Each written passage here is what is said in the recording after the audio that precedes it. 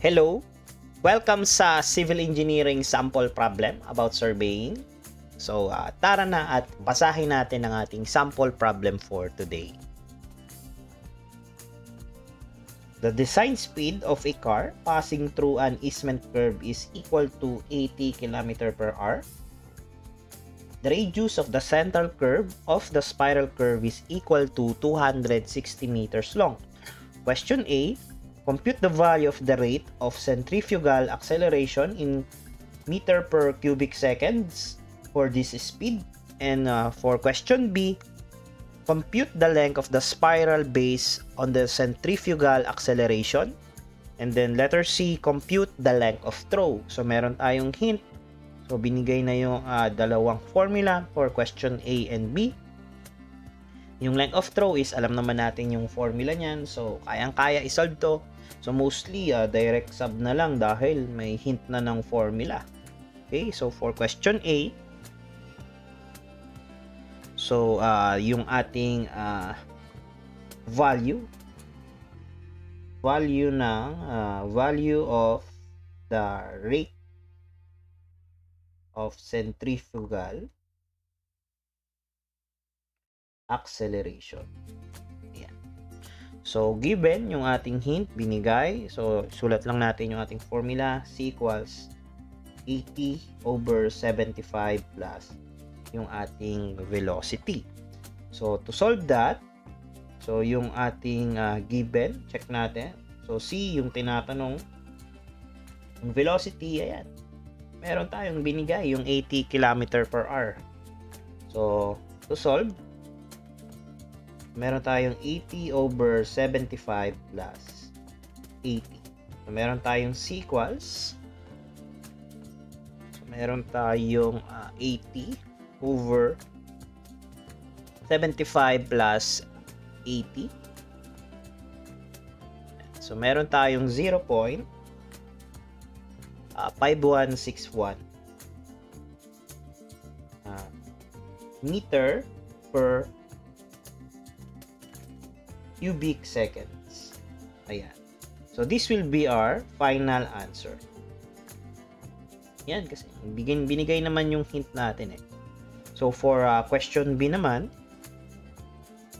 so sabi compute the length of the spiral curve, yung ating LC or LS. Ayan. So binigay din yung formula. So check natin sa formula kung may mga given ba na binigay. Merong velocity, yung ating 80, radius, ito 260, and then yung ating centrifugal acceleration na C. So direct sub lang.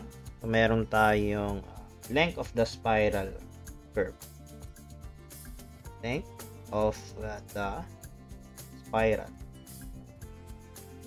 spiral curve. Ating LS equals 0.0215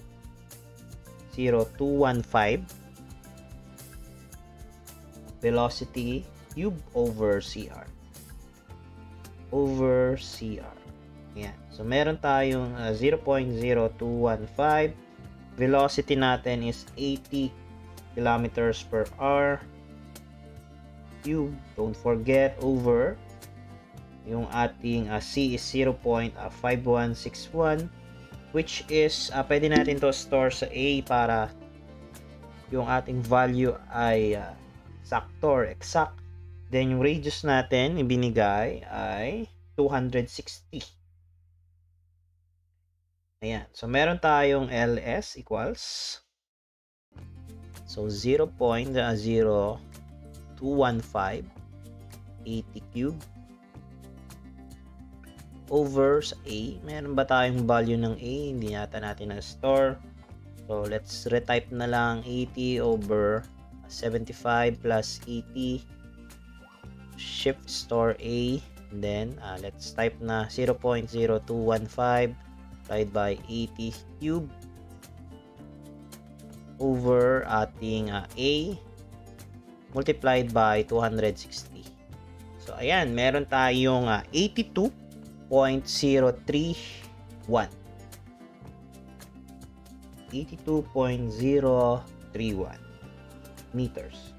Ayan, so this will be our final answer. Now, for question C, yung ating length of throw.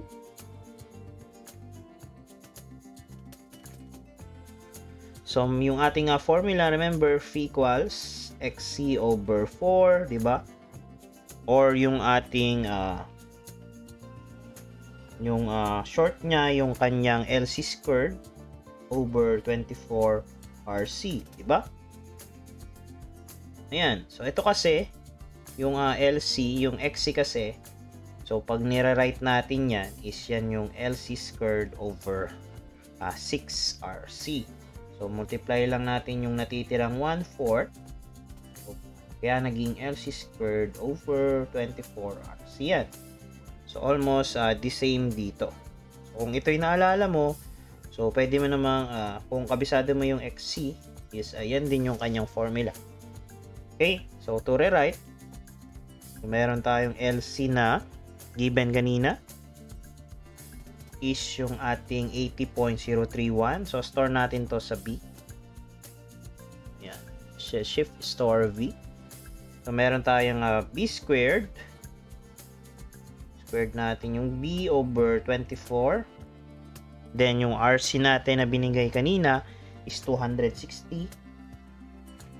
So, meron tayong length of throw na. So, B squared over 24 times ating 260. So, 1.078 meters. 1.078 meters. And this will be our final answer.